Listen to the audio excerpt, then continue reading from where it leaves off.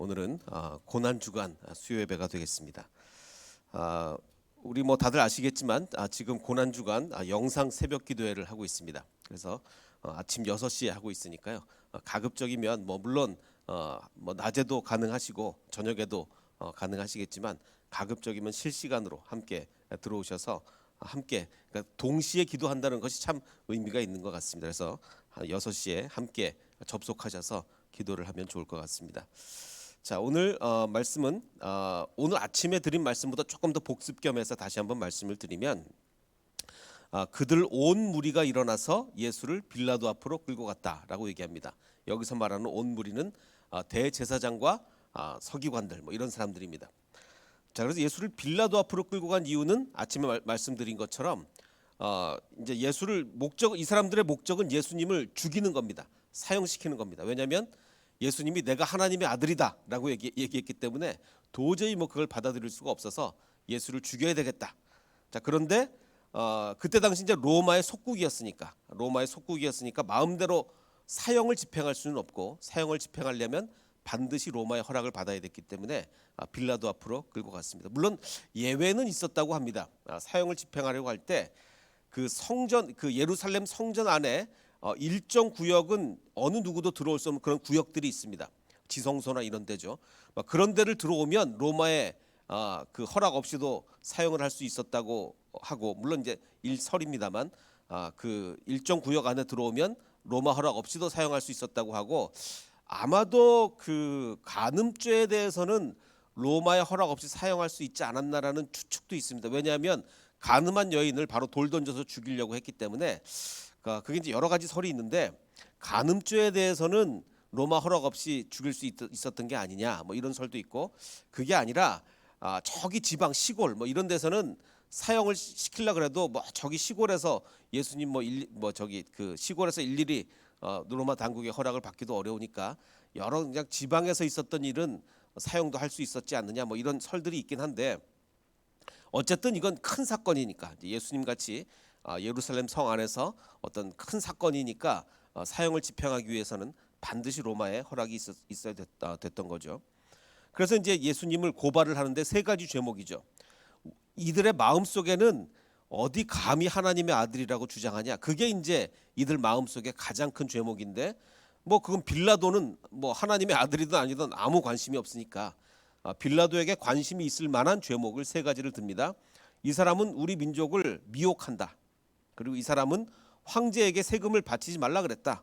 그리고 자칭 그리스도, 즉 왕이라고 한다. 왜냐하면 자기가 왕이라고 한다 그러면 이 빌라도가 이게 무슨 얘기냐, 엄연히 로마 황제가 계신데 뭐 이렇게 반응을 할까봐 이제 이런 세 가지 죄목을 들었던 것이죠.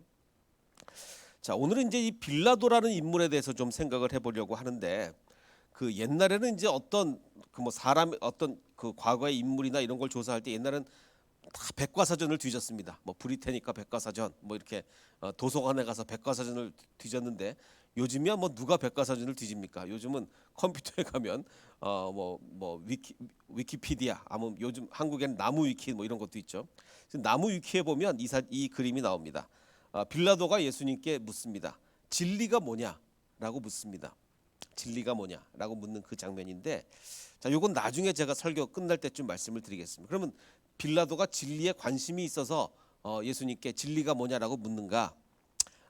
이 빌라도 이제 얼굴은 뭐 이렇게 뭐 흉상을 만들기도 하지만 뭐 어떻게 생겼는지는 전혀 기록이 없습니다. 이런 것들은 다 그냥 100% 상상에 의한 겁니다. 뭐 어떻게 생겼는지에 대한 기록은 전혀 없습니다.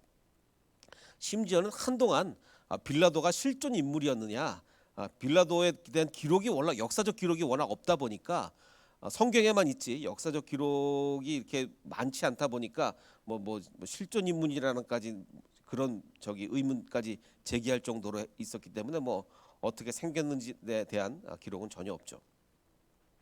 자, 그럼 빌라도가 원래는 어디에 있었느냐? 그 이스라엘 땅에 어디에 있었느냐? 그 가이사랴라는 곳에 있었습니다. 빌라도가 이제 그 로마 총독으로 부임을 받아서 예루살렘에 있지 않았습니다. 가이사랴에 있었습니다. 이 가이사랴는 어떤 도시였냐면, 예루살렘은 여기인데 그 헤롯 대왕이 로마 황제에게 잘 보이려고 아주 멋지게 지어서 바친 도시가 바로 가이사랴였습니다. 그래서 도시 이름도 바로 황제를 따서 가이사라라고 이제 이름을 붙인 거죠. 그래서 이제 저는 제 개인적으로 이 도시를 이름을 한다면 아부의 도시다. 오로지 황제에게 아부하기 위한 아부의 도시다라고 이제 가이사랴를 얘기할 수가 있습니다. 근데 이 그러니까 옛날 도시라고 절대로 무시하시면 안 됩니다. 왜냐하면 이 로마 시대의 건축이나 이런 것들이 우리가 생각했던 것보다 굉장히 발달이 돼 있기 때문에 절대로 뭐 2000년 전 도시라고 해서 무시해서는 안 되는 게, 물론 이제 상상도는 한 이 정도, 이게 항구 도시이기 때문에 상상도는 뭐 이렇게 될 것 같고, 이 가이사랴의 그 원형 극장이 아직도 남아 있습니다. 아주 잘 지어진 원형 극장. 지금도 여기서 이렇게 뭐 공연을 한다고 하는데, 사실 뭐 제가 성지순례를 안 갔다 와봐가지고 뭐 안 갔다 왔으면서 얘기하기는 좀 그렇지만, 어쨌든 뭐 갔다 오신 분들의 사진에 의하면 뭐 이런 것들이 있습니다. 그리고 참 이게 놀라운 게, 이 로마 사람들이 이 수로를, 그 물이 흐르는 왜냐하면 이 가이사랴라는 큰 도시를 만들려면 뭐 예루살렘 이스라엘 아시다시피 뭐 사막 지역이니까 물을 공급해 오는 게 얼마나 중요하겠습니까? 이 로마 사람들이 그 공사를 굉장히 잘합니다. 그래서 이 수로, 이게 이게 뭐냐면 이 아치 같은 게 이렇게 있으면 저 위로 파이프처럼 이렇게 물이 흐릅니다. 그래서 갈멜산에서 가이사랴까지 이렇게 물을 공급하는 게 굉장히 이게, 근데 문제는 거기서부터 가이사랴까지 물을 공급하려면 아주 경사를 약간 기울여서 자연적으로 물이 흘러오게, 요즘처럼 펌프가 있는 게 아니니까 그 어려운 공사를 아주 기가 막히게 한 거죠. 그러니까 이 로마 사람들의 이 공사에 대한 기술이라는 것이 뭐 우리의 상상을 초월할 정도로 굉장히 발달해 있습니다. 자, 아까도 말씀드렸듯이 빌라도엔 기록이 어디 있느냐, 맨날 뭐 빌라도가 무슨 기록이 남아 있느냐 막 이렇게 이제 논란이 많았었는데, 그래서 1961년이 돼서야 빌라도의 이름이 써진 석판을 처음 발견합니다. 이거 1961년이면 뭐 거의 최근이잖아요. 2000년 동안 발견하지 못했다가 빌라도에 대한 이 가이사랴에 있어요. 가이사랴에 보면 여기 뭐 잘 안 보이시죠? 이제 빌라도라고 이렇게 이름이 써 있습니다.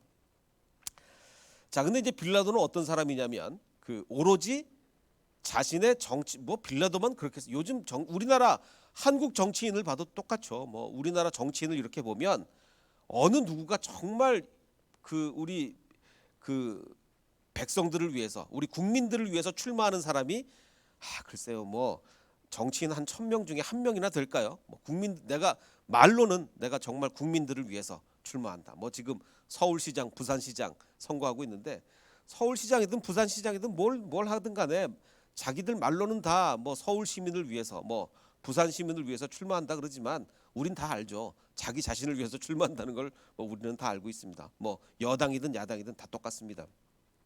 마찬가지로 이 빌라도도 뭐 백성들을 위한 거 이런 거 조금도 없습니다. 오로지 자신의 정치적 입지에만 관심이 있는 빌라도죠.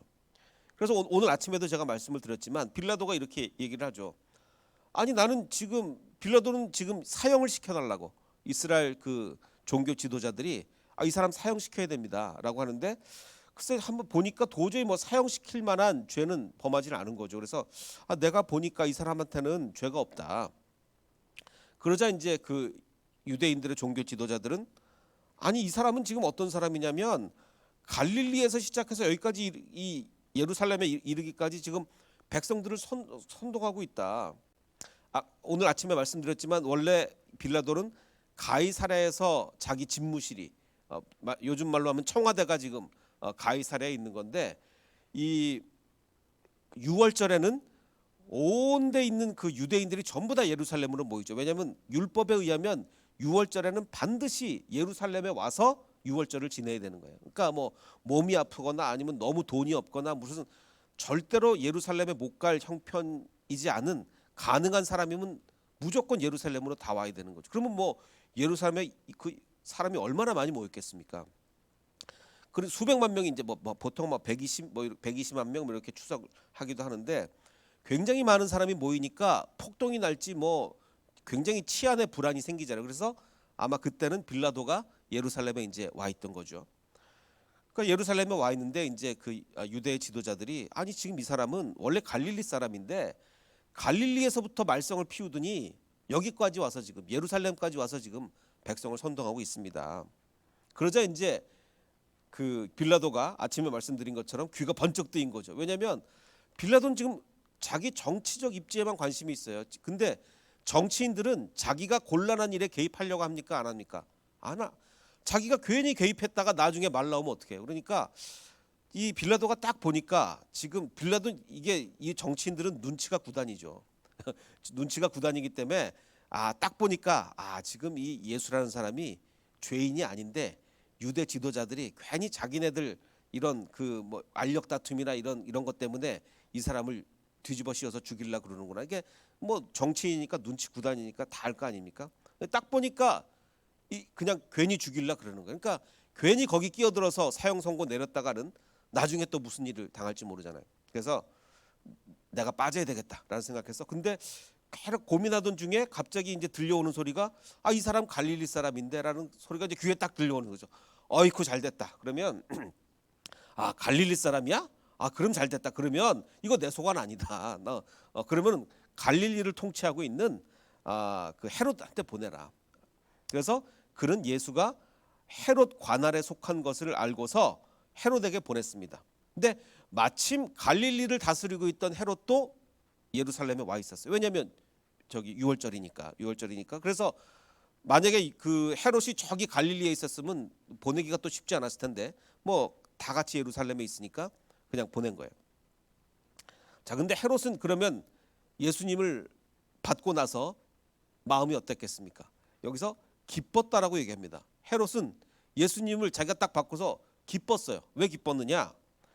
예수님의 소문을 이미 갈릴리에서부터 잘 듣고 알았겠죠. 갈릴리에서부터 듣고 알았는데 왜 기뻤느냐? 예수를 보고자 했는데 기적을 일으키는 걸 보고 싶었던 거예요. 예수님이 병자 고친다 그러지. 그 보리떡 5개 물고기 2마리로 뭐 저기 몇천 명을 먹었다 그러지. 뭐 무리를 걸었다 그러지. 뭐 온갖 기적을 행했다고 소문을 들어놓으니까 헤롯은 뭐가 궁금했냐면 예수님이 기적을 행하는 것을 보고 싶었던 거예요. 그래서 예수님을 딱 만나고 나서 분명히 이랬겠죠. 너 기적을 좀 해봐라. 뭐 예를 들어서 뭐 빵 요만큼을 주고서 뭐 몇백 명을 먹어봐라. 뭐 뭘 요구했는지 모르겠지만 아니면 뭐 병자를 고쳐봐라고 했는지 뭘 요구했는지 모르겠지만 기적을 일으키는 걸 보고 싶었던 거예요. 그래서 그는 예수님께 여러 가지로 물어봤습니다.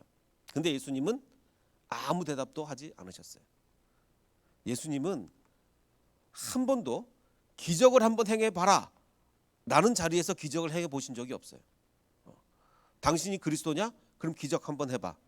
뭐 이런 자리에서 한 번도 기적을 행하신 적이 없습니다. 그래서 예수님 여기서는 아예 대답도 하지 않으셨어요. 그러자 헤롯은 이 사람이 말이 안 통하는 사람이구나. 그래서 지금 보십시오. 빌라도가 헤롯에게 보낸 것은 살려주라고 보낸 겁니까? 죽이라고 보낸 겁니까? 죽이라고 보낸 거예요. 내가 사형 선고를 하기 곤란하니까 당신이 하쇼라고 보낸 거예요.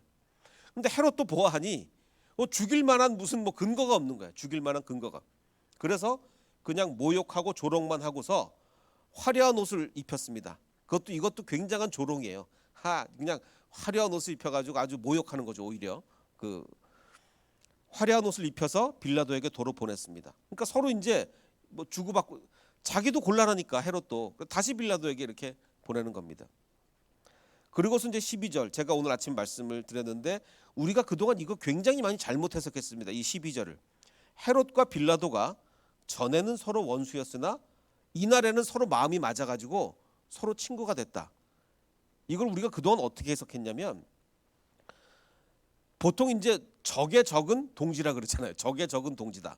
그래서 헤롯도 우리가 이걸 잘못 해석하면 헤롯도 예수님을 죽이려고 하고 빌라도도 예수님을 죽이려고 하니까 서로 마음이 잘 맞아서 야 우리 동지다. 같이 예수를 죽이자. 이런 걸로 해석을 하면 말이 안 되죠. 왜냐하면 서로 예수님을 안 죽이려고 지금 자기가 책임 안 지려고 서로 떠미는 건데 그럼 여기서 이 의미는 뭡니까? 헤롯과 빌라도가 전에는 원수였으나 이날 친구가 됐다는 얘기는 내가 곤란하니까 당신이 알아서 하십시오. 이거는 이런 거를 원수하게 맡길 수 있습니까? 서로 굉장히 사이가 나빠요. 사이가 나쁜데 이거 내가 처리하기 골치 아프니까 당신이 해결하십시오. 안 되잖아요. 친한 척 해야지. 그래서 친한 척하면서 서로 떠넘긴 거죠. 헤롯 우리 사이에 이런 것 좀 해결해 줍시다. 내가 곤란하니까 당신이 하쇼. 또 헤롯은 또 우리 사이에 당신이 처리하쇼. 그러니까 이 서로 떠넘긴 거예요. 서로 떠넘긴 거. 이런 거죠. 폭탄 돌리기. 요즘 말로 하면 이제 폭탄 돌리기입니다. 자, 그래서 폭탄이 처음에는 이제 빌라도에게 갔다가 헤롯에게 갔다가 이제 다시 빌라도에게 폭탄이 돌아가는 겁니다. 그래서 결국은 예수님을 다시 넘겨받은 빌라도예요. 자, 빌라도는 이제 자기가 이제 어떻게든 이제 해결을 해야 되는데 골치 아픈 거죠. 대제사장들과 지도자들과 백성들을 불러 모아 놓고서 이렇게 얘기합니다. 자, 이보시오. 내가 당신들 앞에서 내가 직접 예수를 신문해 봤다. 근데 당신들이 고발한 것 같은 그런 죄목은 아무것도 내가 지금 이 사람한테서 찾을 수가 없다. 내가 무슨 근거로 이 사람을 사형 선고를 내리느냐. 더군다나 내가 헤롯한테 보내봤더니 헤롯도 뭐 사형 선고할 근거가 없다고 다시 나한테 보내더라. 그들 우리에게 보냈다. 그래서 이 사람은 사형받을 만한 일을 하나도 저지르지 않았으니 그러므로 나는 이 사람을 매질해서 내주겠다라고 이렇게 얘기를 합니다. 그러자 이 유대인들은 일제히 소리를 아닙니다. 지금 죽여야 된다. 이 자를 없애고 바라바를 우리한테 놓아달라. 바라바는 다들 아시겠지만 폭동과 살인 때문에 감옥에 갇힌 사람입니다. 자, 근데 빌라도는 아직도 예수를 죽여서는 안 되겠다고 생각합니다. 그래서 예수를 놓아주고자 하여 다시 한번 사람들한테 묻습니다. 야, 그러지 말고 예수를 놔주고 바라바를 죽이자.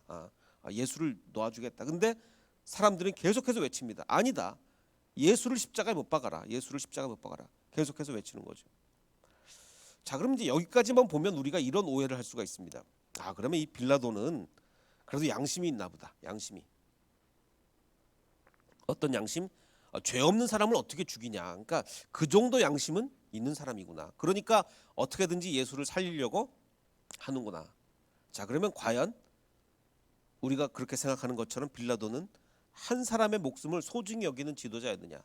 죄 없는 예수를 죽이기 싫어서 끝까지 살려주려고 했느냐. 그게 아닙니다. 왜냐하면 이런 일이 있었어요. 뭐 빌라도가 한 많은 일들이 있는데 한 번은 그 예루살렘에 그 상수도 건설을 해야 돼. 아까 이제 수로 그 가이사랴처럼 이제 수로 건설을 그 상수도 건설을 해야 됩니다. 왜냐하면 예루살렘은 다른 어떤 도시보다도 물에 대한 수요가 많은 도시입니다. 인구에 비해서. 왜 그렇겠습니까? 6월절마다 수백만 명의 유대인들이 예루살렘에 모여서 뭘 합니까? 양을 잡잖아요. 생각해 보십시오. 6월절마다 수백만 명이 모여서 양을 잡는데 그 흘려진 피 그거 어떻게 감당합니까? 그거 어떻게 청소합니까? 물 없이 가능합니까?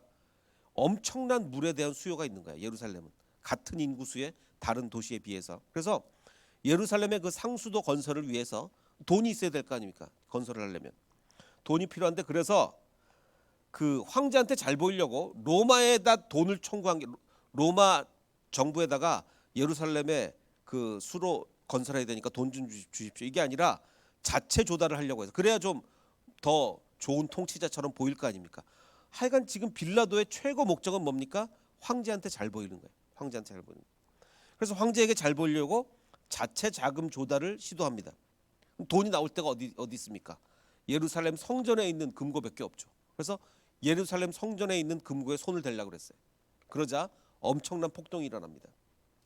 그러자 사람들이, 이 빌라도는 폭동이 일어나자 학살을 합니다. 많은 사람들을 죽입니다. 자, 그러자 이제 이 유대 사람들은 너무 이제 그래서 황제한테 보고를 합니다. 이게 빌라도가 이게 너무나 끔찍한 일을 우리한테 저지르고 있다. 이래서는 되겠느냐. 그래서 황제한테 보고를 하죠. 그래서 또 빌라도는 화들짝 놀랍니다. 자, 이럴 정도로 지금 빌라도는 사람 목숨에 대해서는 관심이 없어요. 니네들이 감히 내가 지금 그 예루살렘 수도 건설을 하려는데 니네들이 폭동을 일으켜 다 죽여버려. 뭐 이럴 정도로 사람 목숨에 대해서는 전혀 관심이 없는 사람입니다.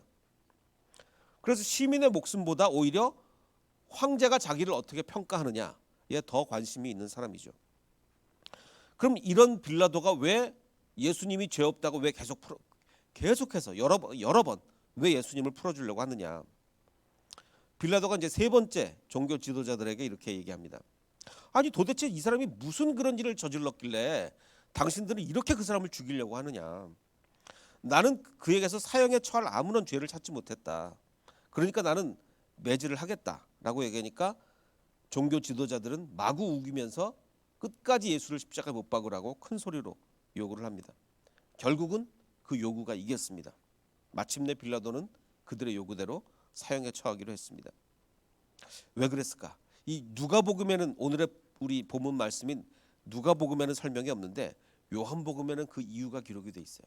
뭐라고 이유가 기록이 돼 있냐면 요한복음 18장을 보면 유대 사람들이 이 얘기를 결정적인 얘기를 꺼냅니다. 빌라도 당신 말이야. 이 예수를 풀어주면 이 사람을 놓아주면 당신은 황제의 충신이 아니다. 지금 이 사람이 자기가 왕이라고 막 주장하고 있는데 이 사람을 놓아주면 당신이 어떻게 황제의 충신이라고 할 수 있겠느냐. 다시 말하면 뭡니까? 우리 이거 저기 황제한테 리포트한다 뭐 이런 뜻이에요. 이 사람 놔주면 우리 가만 안 있을 거야. 우리 황제한테 보고할 거야. 이런 뜻이죠. 그래서 자기를 가리켜 왕이라고 하는 사람은 누구나 황제 폐하를 반역하는 자다. 이 얘기를 들으니까 빌라도가 가슴이 철렁한 거죠. 안 되겠다. 이 사람 죽여야 되겠다. 괜히 나한테 대한 안 좋은 보고가 황제한테 들어가면 안 되겠구나. 사형을 선고합니다. 그러니까 빌라도는 뭡니까? 오로지 황제가 자기를 어떻게 생각하느냐에만 관심이 있지 뭐 예수님이 진짜 죄가 없느냐 이건 빌라도에겐 두 번째 문제예요. 그래서 그는 폭동과 살인 때문에 감옥에 갇힌 자, 즉 바라바는 그들이 요구하는 대로 놓아주고 예수는 그의 뜻대로 넘겨주게 됩니다. 자, 그 전에 이제 빌라도가 예수님을 신문할 때 제가 아까 이제 그 그림을 보여드리면서 빌라도가 물었다 그랬죠. 진리가 뭐냐? 예수님께 물었습니다. 요것만 딱 보면 그래도 빌라도가 진리에 관심이 많은 사람인가 보다. 그러니까 예수님께 진리가 뭐냐라고 이렇게 묻지 않는가라고 이제 착각할 수도 있는데 요한복음에 이렇게 나옵니다. 빌라도가 이제 예수님을 신문하자 예수님이 빌라도한테 이렇게 얘기를 합니다. 나는 진리를 증언하려고 태어났으며 진리를 증언하려고 이 세상에 왔다. 진리에 속한 사람은 누구나 내가 하는 말을 듣는다.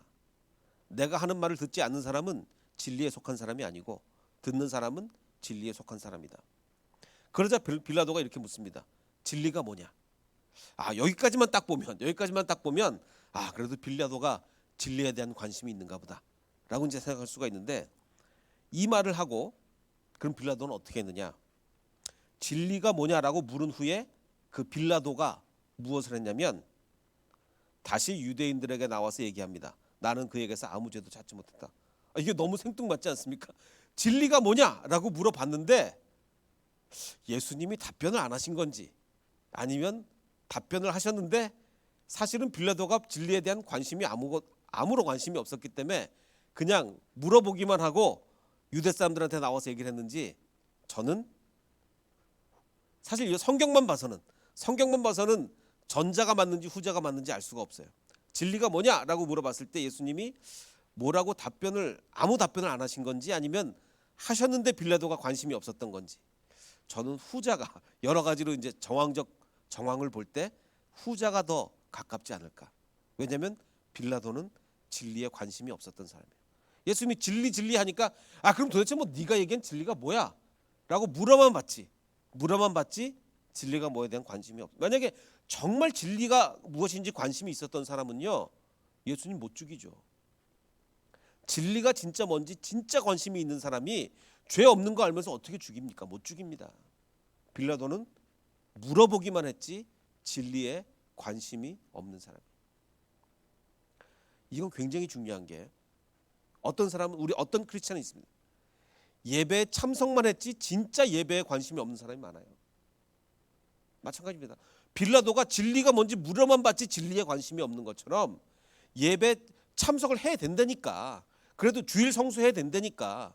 뭐 그게 의무라니까. 예배 참석만 했지 예배에 관심이 없는 사람처럼 빌라도는 예수님이 자꾸 진리 하니까 진리가 뭐냐고 물어만 봤지 진리가 뭔지 관심이 없는 거예요. 이건 굉장히 중요한 문제입니다. 우리가 정말 우리가 예배에 관심이 있느냐. 아니면 예배 드려야 된다니까 드리는 건지, 예배 정말 관심이 있는 건지 우리는 진짜 깊이 생각해 봐야 돼요.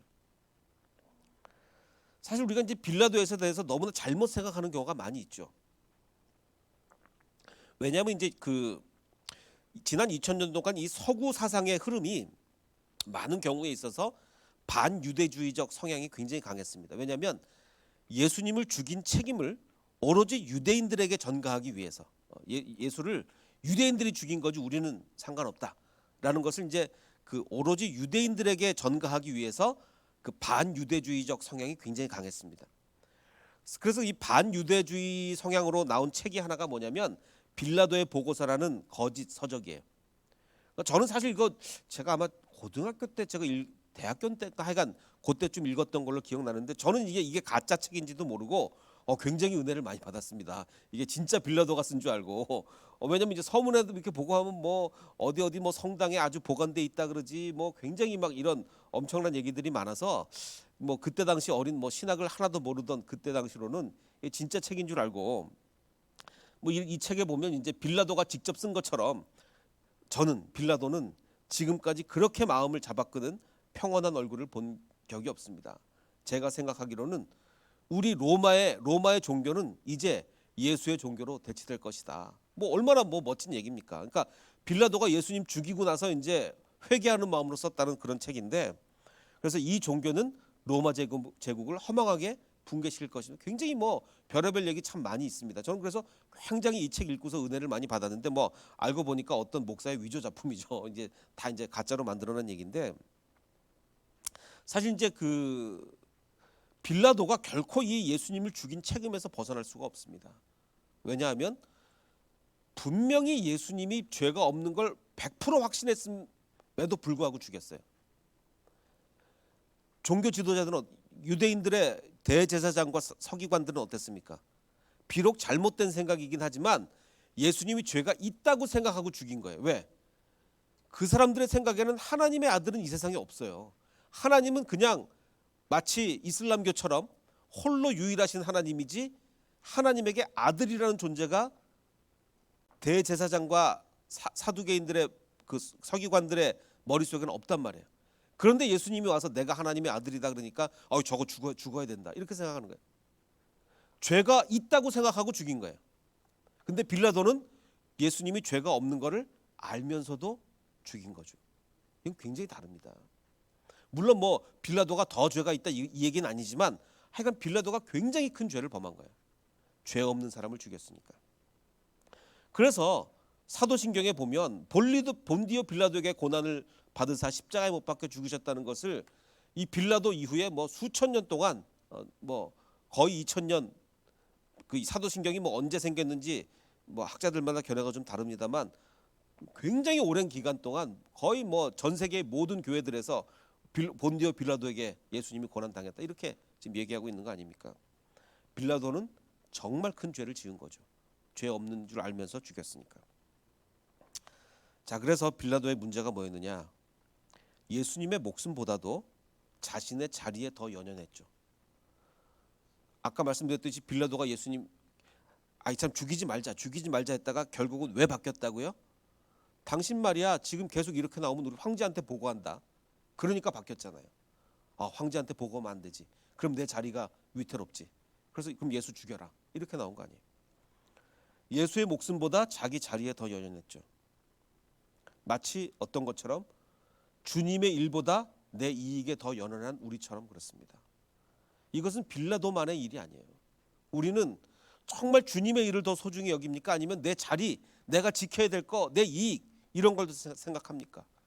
우리는 빌라도를 그렇게 욕할 자격이 별로 없단 말이에요. 우리도 다 그렇게 하니까.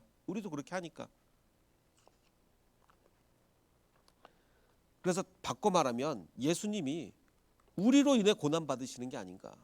빌라도에게도 고난을 받으셨지만 우리로 인해서 고난 받으신 게 아닌가. 지금 우리 한국 기독교가 왜 이렇게 비난을 받고 있습니까? 예수님의 일보다 교회의 일을, 여기서 말하는 교회는 정말 주님이 사랑하시는 그 교회와는 좀 달라요. 예수님의 이익보다 교회의 이익을 더 생각하기 때문에 방역 수칙 다 어기고 뭐 다른 사람들이 우리를 뭐라 그러든 말든 뭐 모일 거 모이고 이러다 보니까 이렇게 된 거 아닙니까? 그래서 예수님이 우리로 인해서 고난을 받으시는 거예요. 빌라도 뭐라고 할 게 아닙니다. 빌라도 뭐라고 할 게 아니에요. 그래서 정말 우리가 오늘 이 고난 주간 동안 우리가 정말 생각해야 될 것이, 우리가 과연 빌라도를 욕할 자격이 있는가? 정말 내 이익을 주님의 일보다 늘 우선시했기에 이런 일이 벌어지는 게 아닌가라는 생각을 하게 됩니다. 그래서 우리 이제 며칠 더 남지 않은 이 고난 기간 동안 정말 주님의 일을 더 우선하는, 비록 내가 손해를 보더라도 주님의 일을 우선하는 저와 여러분이 되시기를 주님의 이름으로 축원합니다. 그래서 우리 함께 찬양할 텐데요. 이제는 내가 없고 오직 예수님만. 빌라도에게는 반대였습니다. 예수는 없고 자기 이익만 있었죠. 로마 총독의 자리를 지키는 것만이, 자기 자리를 보존하는 것만이 그에게 우선이었습니다. 우리가 정말 깊이 묵상해 보겠습니다. 아버지 하나님, 내 자리, 지금 내 재산, 내 사회적 지위, 이런 거 지키는 게 우선입니까? 아니면 정말 주님의 일이 우선입니까? 내가 빌라도였다면 정말 예수님을 살릴 수 있었을까요? 내가 로마 총독에서 잘린 한이 있어도 저 사람 살려야 되겠다. 정말 우리 그럴 수 있을까요? 정말 그럴 수 있습니까? 쉽지 않습니다. 내가 황제한테 미움받아서 로마 총독 잘리는 한이 있어도 저 사람 살려야 되겠다. 그 마음 없으면 우리는 빌라도랑 다를 게 하나도 없습니다. 그래서 이제는 내가 없고 오직 예수님만, 이 찬양 우리 함께 부르며 주님을 위한 결단하겠습니다. 우리 함께 찬양 부르겠습니다.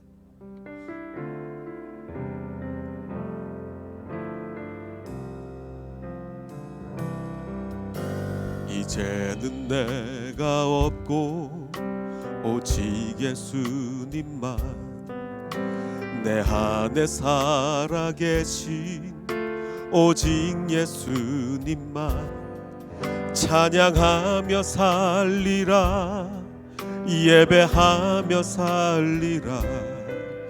내 안에 계신 오직 예수님만. 이제는 내가 없고, 이제는 내가 없고 오직 예수님만, 내 안에 살아계신 오직 예수님만 찬양하며 살리라, 예배하며 살리라. 내 안에 계신 오직 예수님만. 주님은 나의 아바 아버지, 내 상한 영혼 만지시고, 주님은 나의 하늘 아버지, 나의 모든 것 주님께 맡기리.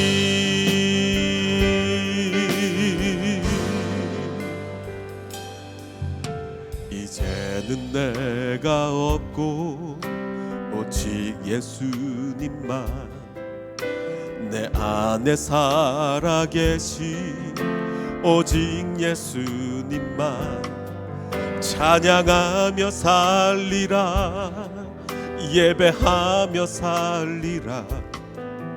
내 안에 계신 오직 예수님만.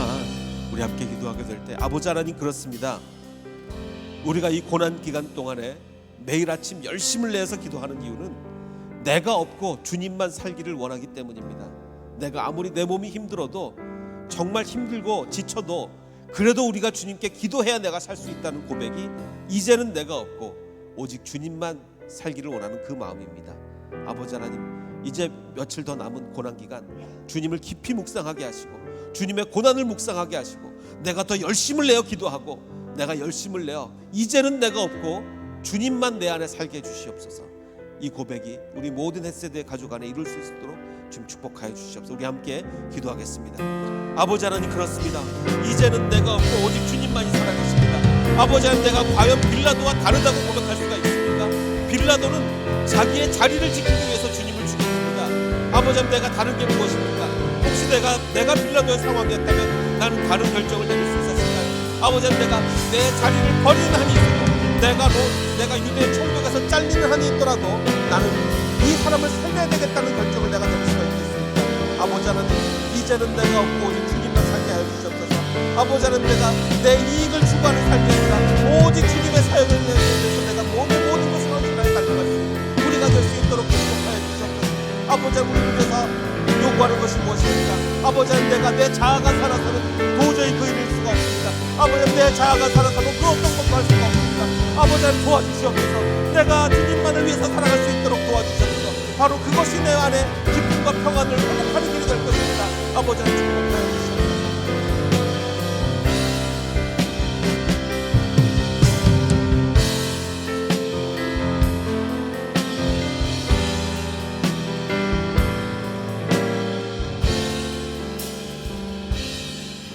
우리가 주님을 위해서 살기 위해서는 한 가지 전제 조건이 필요합니다.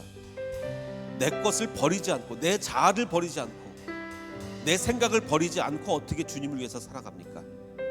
내 생각 그저 가득 그대로 채운 채 주님을 위해서 살 수 없습니다. 이제는 내가 없어야, 내 생각이 없어야, 내 의지가 없어야 주님을 위해서 살 수 있습니다. 그러게 이 찬양이 이제는 내가 없고 오직 주 예수님만, 그것이 회복되게 해주시옵소서. 우리 다시 한번 마음을 참아 우리 D로 찬양하겠습니다. 우리 이제는 내가 없고 오직 예수님만. 아버지 하나님, 내가 아직 붙잡고 있는 내 자아가 있습니까? 결코 버리지 못한 내 자아가 있습니까? 내 고집이 있습니까? 내 명예가 있습니까? 오직 주님만 위해 살게 해주시옵소서. 이 고난기간 우리 고백하겠습니다. 다시 한번 찬양합니다. 이제는 내가 없고,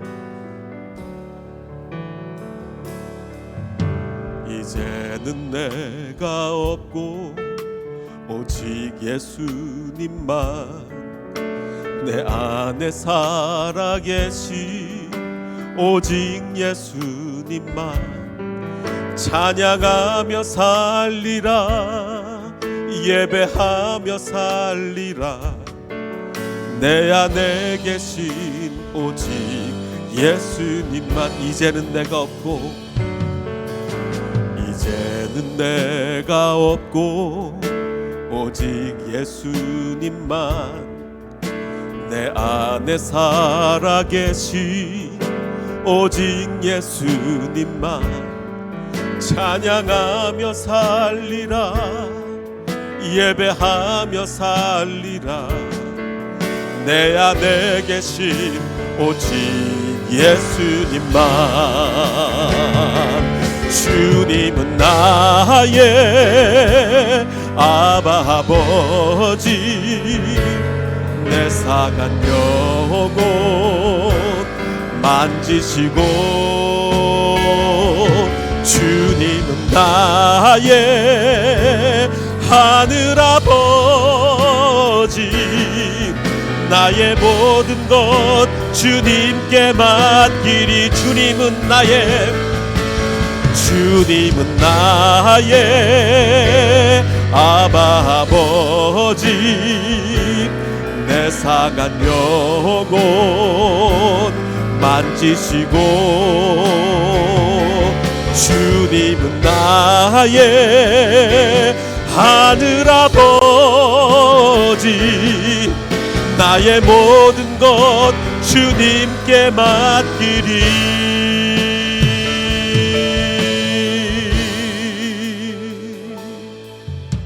이제는 내가 없고 오직 예수님만 내 안에 살아계신 오직 예수님만 찬양하며 살리라, 예배하며 살리라. 내 안에 계신 오직 예수님만.